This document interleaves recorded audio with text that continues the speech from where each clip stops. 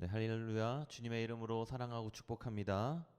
오늘 하나님 말씀 보도록 하겠습니다. 오늘 우리에게 주신 하나님 말씀은 마태복음 18장 15절에서 20절까지의 말씀입니다.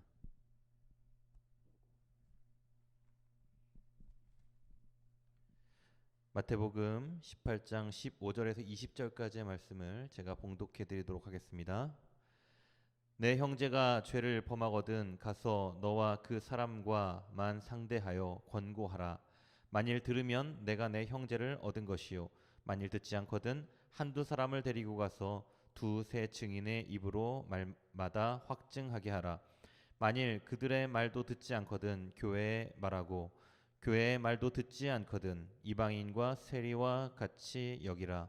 진실로 너희에게 이르노니 무엇이든지 너희가 땅에서 매면 하늘에서도 매일 것이요, 무엇이든지 땅에서 풀면 하늘에서도 풀리리라. 진실로 다시 너희에게 이르노니 너희 중에 두 사람이 땅에서 합심하여 무엇이든 구하면 하늘에 계신 내 아버지께서 그들을 위하여 이루게 하시리라. 두세 사람이 내 이름으로 모인 곳에는 나도 그들 중에 있느니라. 아멘. 할렐루야. 네, 오늘 예배드리시는 모든 성도님들 위해 하나님의 크신 은혜가 임하기를 간절히 축복합니다. 네, 오늘 우리가 함께 사는 길이라는 주제로 하나님 말씀 증거하도록 하겠습니다. 저희 아내가 육아하는 모습을 볼 때마다 참 놀라울 때가 많습니다. 저는 육아가 정말 힘들고 그리고 아이를 보는 것이 저와 적성에 맞지 않는데, 아내가 아이와 시간을 보내는 것을 보면은 정말 놀라울 때가 많습니다. 만들기, 그리기, 재밌는 놀이들을 해주면서 아이를 즐겁게 해주는 아내의 모습을 항상 보고, 그리고 또 아이의 물건이나 또 옷, 장난감과 같은 제가 생각하지도 못했던 물건들이 이 택배로 집에 도착할 때마다 참 꼼꼼하게 세세한 것까지 신경을 쓴다라는 생각을 하게 되기도 합니다. 이런 것이 필요한 것이었는데 나는 생각하지도 못했던 것이 부끄러울 때도 많아요. 그런데 육아에서 중요한 것 중에 하나가 무엇이겠습니까? 훈육입니다. 훈육. 특히 아이가 잘못했을 때 훈육하는 방법이 정말 중요한데, 가장 기본은 아이를 사람들 많은 앞에서 혼내고 책망하면 안 된다는 것이죠. 아이가 아무리 큰 잘못을 저질렀다 하더라도 사람들 많은 곳을 피해서 한쪽 구석으로 데리고 가서 1대1로 훈육하는 것이 정말로 중요하다는 것입니다. 저희 아내는 이 일을 정말로 잘 수행하고 있습니다.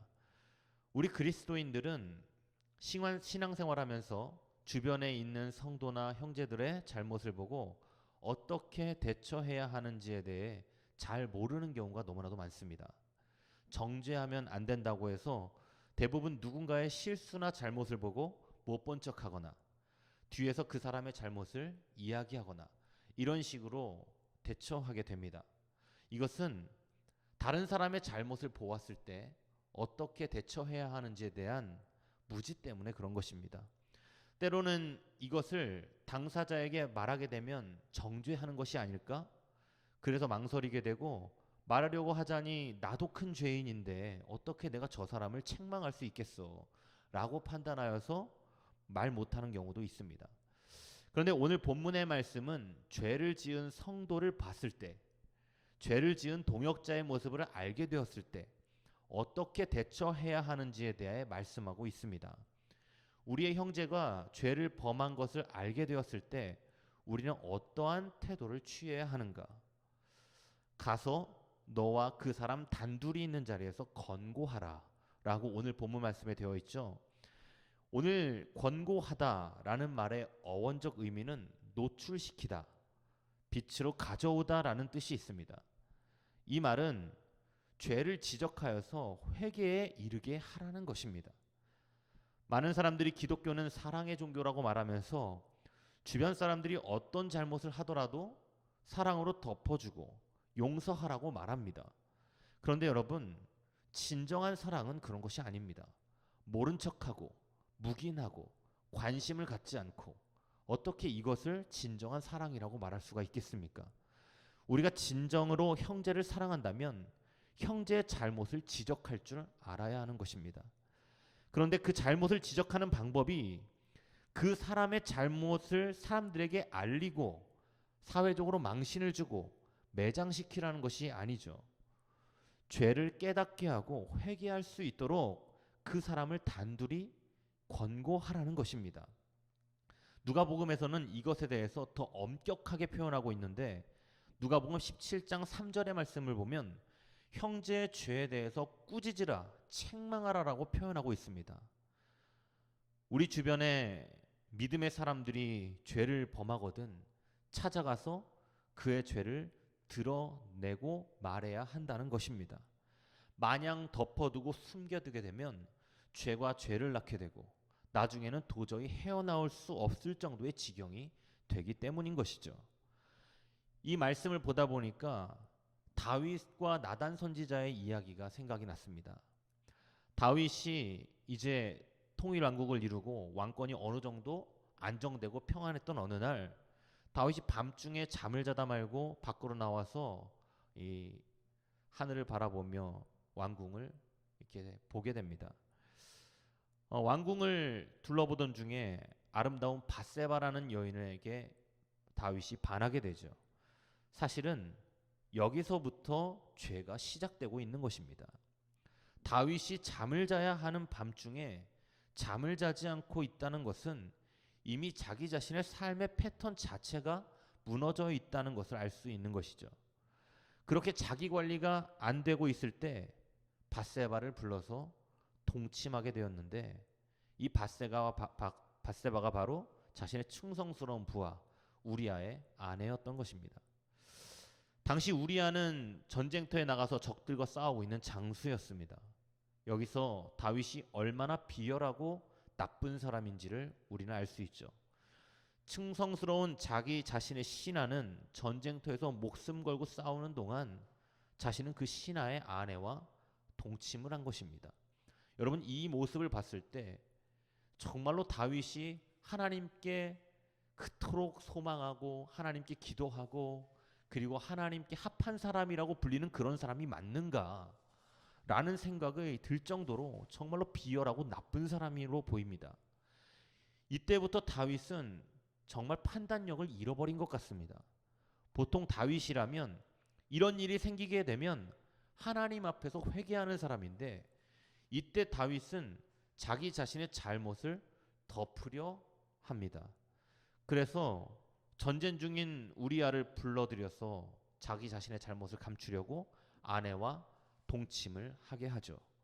그러나 우리아는 이것을 거부하고 아내와 동침하지 않습니다. 여러분, 그 죄가 죄를 낳는다고 했죠. 그래서 다윗은 이 모든 죄악을 덮기 위해 우리아를 죽이기로 마음먹는 것입니다. 그래서 우리아를 가장 전투가 치열한 지역으로 보내 결국 우리아는 그 전투에서 전사하고 맙니다. 죄악을 그냥 두면 여러분 사라지는 것이 아니라 계속해서 죄악이 더하여지는 것입니다. 그래서 이를 보다 못한 나단 선지자가 목숨 걸고 다윗 왕을 찾아와서 다윗의 잘못을 지적하는 거예요. 이때 다윗이 비로소 자신의 잘못을 깨닫고 하나님 앞에 회개하게 되는 것입니다. 여러분, 누군가는 말해줘야 합니다. 누군가는 진리를 일깨워줘야 해요. 왜 그래야 합니까? 이유는 그 사람을 살리기 위해서입니다. 나단 선지자가 다윗 왕 앞에 나가 왕의 잘못을 지적한다는 것, 여러분 이것은 목숨이 위태로운 아주 위험한 행동이죠. 다윗이 나단을 죽일 수 있었습니다. 그런데 다윗은 나단을 살렸습니다. 사실 이것은 다윗이 나단을 살린 게 아니라 엄연히 말하자면 나단이 다윗을 살린 것입니다. 기독교 신앙에서 사랑은 잘못을 침묵하는 것이 사랑이 아닙니다. 우리가 하나님의 마음을 안다면 절대로 형제의 잘못에 대해 침묵해서는 안 되는 것입니다. 만일 이렇게 죄를 지은 사람에게 권고해서 그 사람이 그 말을 듣고 죄에서 돌이키게 되면 우리는 형제 한 사람을 살리게 되는 것이죠. 그래서 누가복음에서 죄 지은 사람에게 꾸짖으라, 책망하라 이렇게 강하게 말하고 있는 것이 그 사람이 회개하고 돌아온다면 그 사람을 용서하라고 말하고 있기도 하는 것입니다. 마치 이전에 죄가 없었던 것처럼 이전 일에 대해 일체 책임을 묻지 않는 것처럼 그 사람을 완전히 용서하라는 거예요. 여러분, 회개가 중요한 이유가 여기에 있습니다. 죄가 찢어놓은 상처와 아픔과 불행을 회개가 치유하는 것이기 때문에 그렇습니다. 아니, 회개할 때 하나님께서 그 사람의 마음을 만지고 그 사람의 영혼을 만져주셔서 완전히 치료해 주시는 것이죠. 그래서 참된 회개에는 기쁨과 감격이 따르는 것입니다. 그런데 문제는 이렇게 권고하고 꾸짖어서 그 사람이 듣고 회개하면 다행인데 책망을 받아들이지 않는 사람들도 적지 않다는 거예요. 여러분, 보통 사람들은 누군가가 나의 죄를 지적하게 되면 받아들이지 못하는 경우가 더 많습니다. 죄를 지적하게 되면 불같이 화를 내거나 이 정도 실수하지 않는 사람이 어딨냐고 하거나 너는 얼마나 깨끗하길래 나를 찾아와서 내 실수를 드러내냐고 따지는 경우가 보통일 것입니다. 여러분, 책망하는 사람에게 잘못했습니다 라고 말하는 경우가 그렇게 흔치 않습니다. 그래서 다윗 왕이 대단한 이유가 여기에 있는 거예요. 왕의 권한을 가지고도 왕을 지적하는 나단 선지자를 죽이지 않고 그 앞에서 진심으로 회개하고 돌아섰다는 거예요. 이런 사람들에게 해야 하는 조치를 오늘 본문이 말해주고 있습니다. 2-3명 정도를 더 데리고 가서 증인으로 삼으라는 거예요. 이 말의 의도는 이 사람을 회개케 하는 일을 쉽게 포기하지 말라는 의도가 이 안에 숨어져 있는 겁니다. 한번 권고해서 안 된다고 포기하지 말고 사람들을 데리고 가서라도 그 사람을 깨닫게 하라는 거예요. 여러분, 한 영혼을 살리는 일은 결코 쉬운 것이 아닙니다. 오직하면 누가복음 15장 7절 말씀에 죄인 한 사람이 회개하면 하늘에서 회개할 것이 없는 의인 99명이 기뻐한다고 말하고 있겠습니까? 그래서 우리는 형제에게서 범죄한 사실을 발견하면 한 번 권고하고 포기하는 것이 아니라 그가 회개할 수 있도록 여건을 만들어주고 인내심을 가지고 기다려야 한다는 것을 성경은 말씀하고 있는 것이죠. 그리고 17절 말씀에 이렇게까지 했음에도 불구하고 실패했을 경우에 대해 말씀하고 있는데 교회가 죄를 지은 사람을 취급하는 방식은 세상과 다릅니다. 여러분, 세상에서 죄를 지은 사람들은 감옥에 가두고 또 옛날에는 곤장도 때리고 또 심할 경우에는 사형도 시켰습니다. 여러 번 권고해서 돌이키지 않으면 그 마지막은 무엇이겠습니까? 여러분, 세상의 방법이 아닌 교회의 방법은 그 사람을 교회에서 내보내는 것입니다. 그 사람과 모든 관계와 교제를 끊고 더 이상 우리 교인이 아닌 것처럼 불신자인 것처럼 그 사람을 대하는 거예요. 여러분, 그러면은 이렇게 말할 수 있습니다. 그러면 누가 무서워하겠습니까? 그냥 교회에서 나가라고 하면 그냥 안 나가면 그만이잖아요. 사람들이 이럴 거예요. 교회가 여기 하나밖에 없냐? 세상에 널린 게 교회인데 내가 더러워서 이 교회 안 나온다. 다른 교회 가면 되지. 그런데 예수님께서는 교회에서 이러한 출교가 굉장히 심각하고 엄중한 처벌이라고 말씀하고 있는 것이죠. 예수님이 이런 말씀을 하시는 것은 교회의 순수성과 순전함을 위해서 매우 단호하게 오늘 말씀하고 있는 것입니다. 교회 안에 있는 모든 성도들이 가라지가 아닌 진실된 성도라면 참 좋겠지만 그러나 끊임없이 권면하고 권고해도 받아들이지 않는 사람은 교회를 언젠가는 무너뜨릴 수 있는 사람인 것입니다. 그래서 그 사람이 교회 안에 있다 해도 더 이상 하나님의 사랑이라고 할 수 없는 것이죠. 이런 사람들을 알곡이 아니라 가라지라 부르는 것입니다. 19절 말씀에 저희 중에 두 사람이 땅에서 합심하여 무엇이든지 구하면 하늘에 계신 내 아버지께서 저희를 위하여 이루게 하시리라고 말씀하고 있어요. 여기서 우리가 성도 간의 마음을 합하는 일의 중요성을 말하고 있습니다. 여기서 합심하다라는 말의 어원적 의미는 동의하다, 합의하다라는 말뜻을 가지고 있는데 교향곡 그리고 또 음의 조화 등을 의미하는 심포니라는 음악적 단어가 있습니다. 이 심포니라는 단어는 원래 이 합심하다라는 의미, 심포네오라는 이 단어에서 유래한 단어이죠. 바로 이것처럼 둘 이상의 사람들이 의견을 일치를 통해서 조화로운 상태를 유지하는 것, 이것이 바로 합심입니다. 사람이 많든 적든 사람들이 모이면 여러분 각자의 소리를 내게 되어 있는 거예요. 교회에서 그리고 또한 세상적 모임에서 갈등하는 이유가 무엇입니까? 사람들이 다 생각이 다르고 말을 할 때 의견이 분열이 생기기 때문에 그런 것입니다. 여러분 교회도 예외가 아닙니다. 고린도 교회에도 이런 문제가 있어서 바울의 마음을 아프게 한 것을 우리는 성경에서 보게 됩니다. 여러분 고린도 교회에 어떤 문제가 있었습니까? 바울파, 게바파, 아볼로파, 그리스도파 사람들이 당을 지어서 끼리끼리 뭉쳐서 서로 간의 분쟁을 그치지 않고 있었던 것이 바로 고린도 교회죠. 하나님께서는 이런 분쟁을 원하시지 않습니다. 여러분 여기서 두 사람의 기도, 두 사람의 연합 이것이 무엇을 의미합니까? 최소 단위의 연합을 말하고 있는 거예요.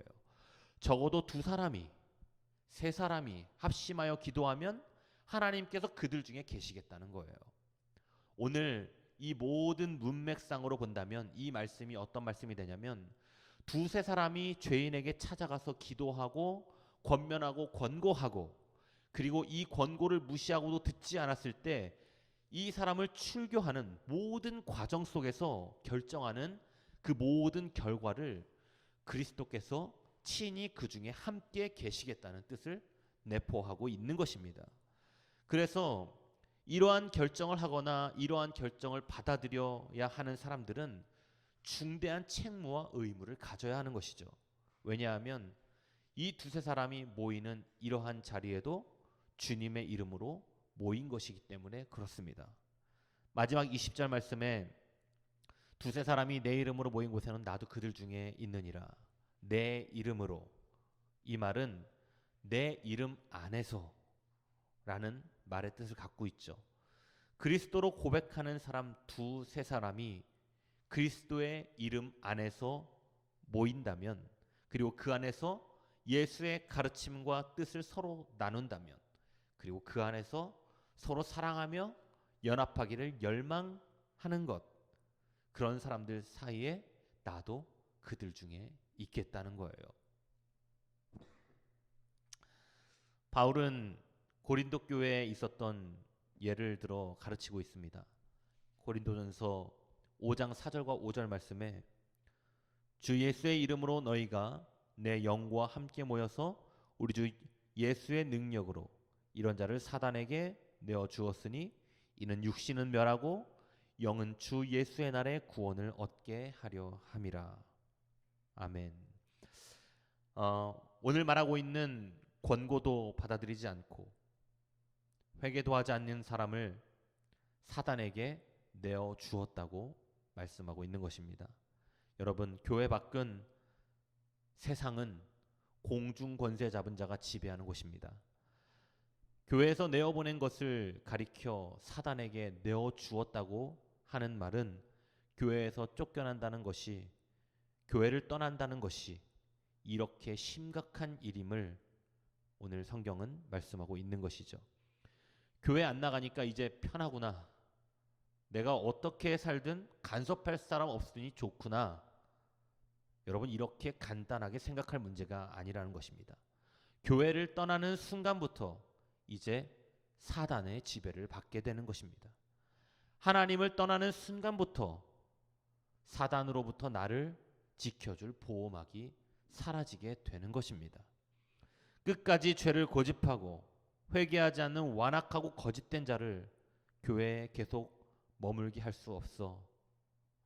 또 이런 자를 인하여 얼마나 많은 연약한 자들이 애매하게 해를 입게 될지 모르므로 교회에서 축출할 수밖에 없으나, 그렇다고 해서 그 사람에 대한 관심과 사랑을 완전히 끊어버리는 것은 아닙니다.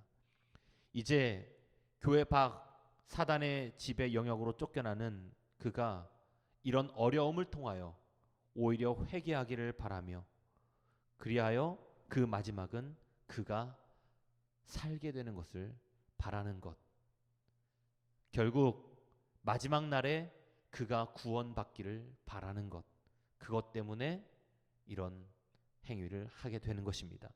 어찌 보면 출교는 끝까지 회개하지 않는 완악한 사람을 향하여 교회가 그 사랑을 나타내 보이는 최후의 방법이고, 또 변치 않는 사랑의 표현이기도 한 것입니다.